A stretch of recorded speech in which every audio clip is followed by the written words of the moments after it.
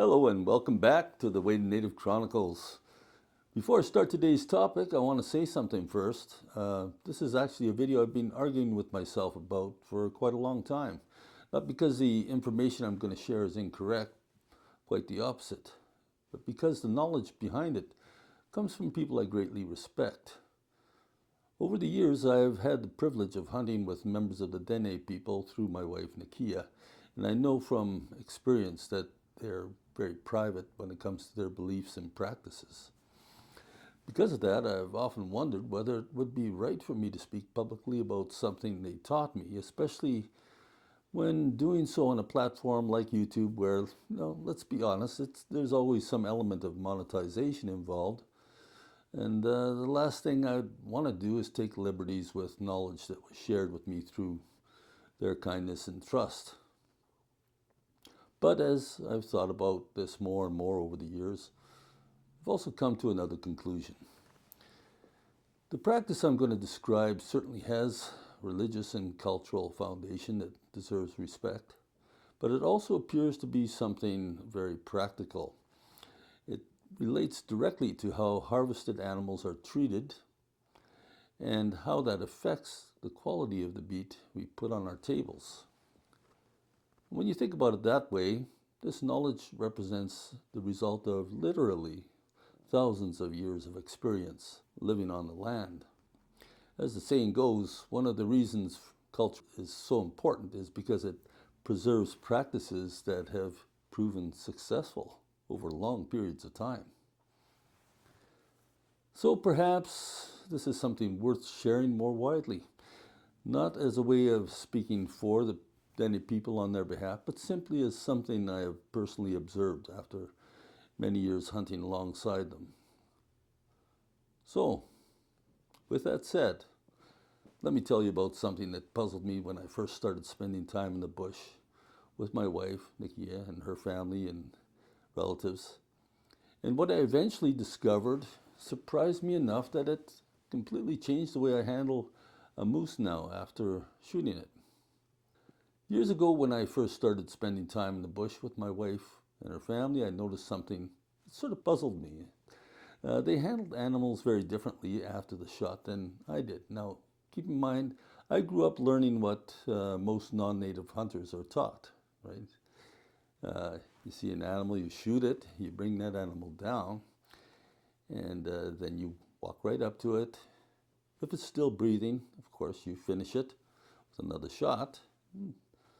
Then you start working immediately. You gut it, skin it, start quartering it as fast as possible. The thinking is kind of simple. Don't waste time. Get the meat cooled down and processed as quickly as you can. And among many non-indigenous hunters, there is often a great deal of anxiety about the possibility of meat spoiling. Some people worry about it so much that they go to extraordinary lengths to prevent it, even hauling large electric-powered refrigeration units out to their hunting camp so they can keep the meat chilled right away by putting it in there. And after that, the usual practice among many hunters is to hang the meat for a few days, depending on the temperature, in the hope that that gets it a little more tender by hanging. And honestly, that's the way most hunters I knew always did it. But what if all that rushing and worrying isn't actually necessary? Because the Dene people, at least the ones I've spent years around, approach that moment very differently. And after 50 years of marriage into that world, I've had a lot of time to observe that difference. Over the years hunting together with Nikeeya, we must have harvested, somewhere in the neighborhood of 40 moose.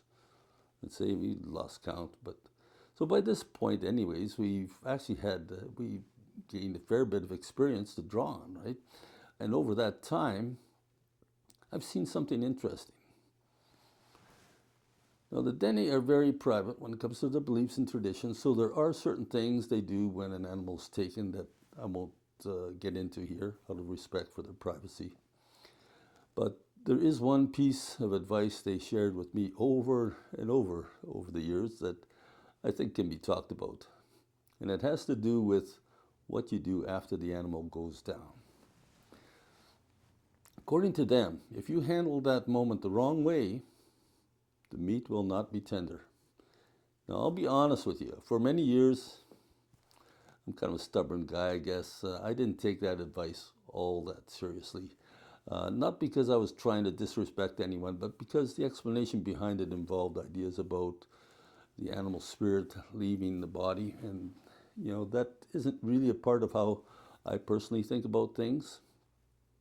So for years, I kind of did it my way sometimes, and their way other times at the urging of my wife, who kind of nagged me about it.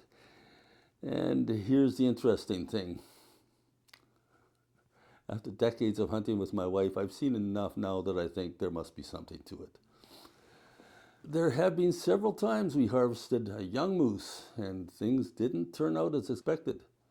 Anyone who's hunted knows a young moose should be very tender eating, but later on when we cooked it, it sometimes turned out surprisingly tough, and we always scratched our heads about that. That's when it really hit me. Those were the times I hadn't followed the advice of my wife and her people that they'd been giving me all those years. So let me explain the difference in approaches I'm talking about, to be really clear. First, there's the way most of us non-Indigenous hunters were taught, where you shoot the animal, as I said, and you go right up to it. Even if the shot was through the lungs and clearly fatal, if it's still breathing, you often give it a finishing shot. And then you immediately get to work, gutting, skinning, quartering.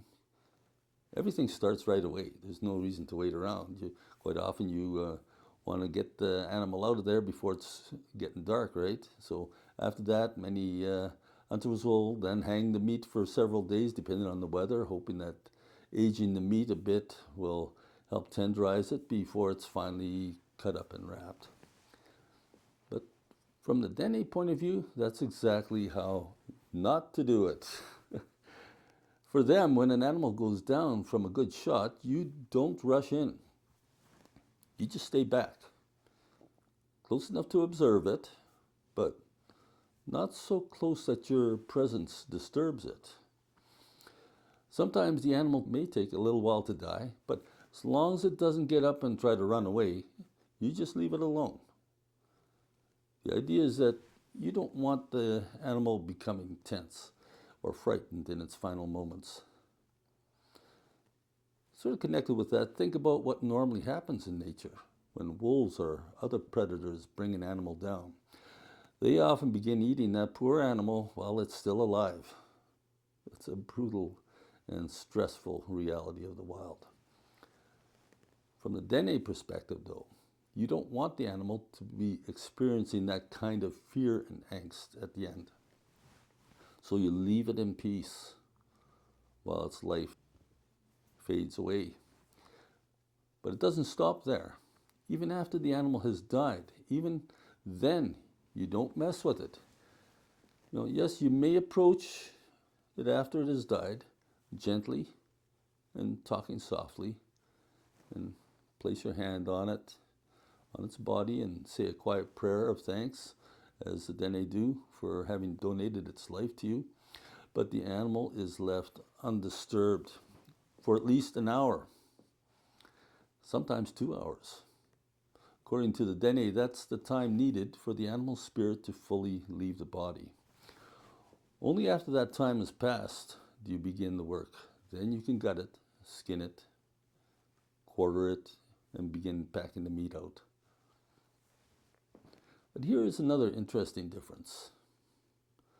Among the Dene hunters I've known, hanging meat for days to tenderize it is generally not part of the process at all. Once the animal is brought back to camp or home, they will often begin butchering the meat right away. In many cases, a large portion of the meat may already have been cut up and smoked right in the hunting camp before it is ever brought home. Probably some of you have seen that. Now, you might be listening to this and thinking, does that actually make any difference, what you just described? And honestly, I can't tell you exactly why it works. But after many years and trying, after something like 40 moose between my wife and I I've seen enough to say this. Animals taken this way do seem to result in more tender meat. Whether it's something to do with muscle tension or the way the body relaxes after death or something else entirely, I'm really not certain and I'm not going to guess. But when people who have lived on the land for thousands of years tell you something like this, people whose families have depended on the land generation after generation for their food, it might be wise to pay attention, even if you don't fully understand what's behind it. And I guess that's where I've ended up after 50 years of learning from my wife and her people. Sometimes wisdom is simply noticing what works.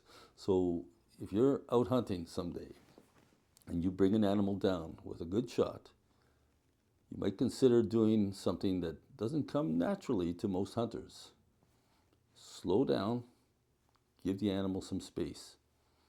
Let that moment pass quietly. Then when the time is right, then begin the work. You might just find the meat on your table is better later on for having done that. I'd actually be very interested to hear how other hunters handle this moment. Do you go straight to the animal or do you give it some time?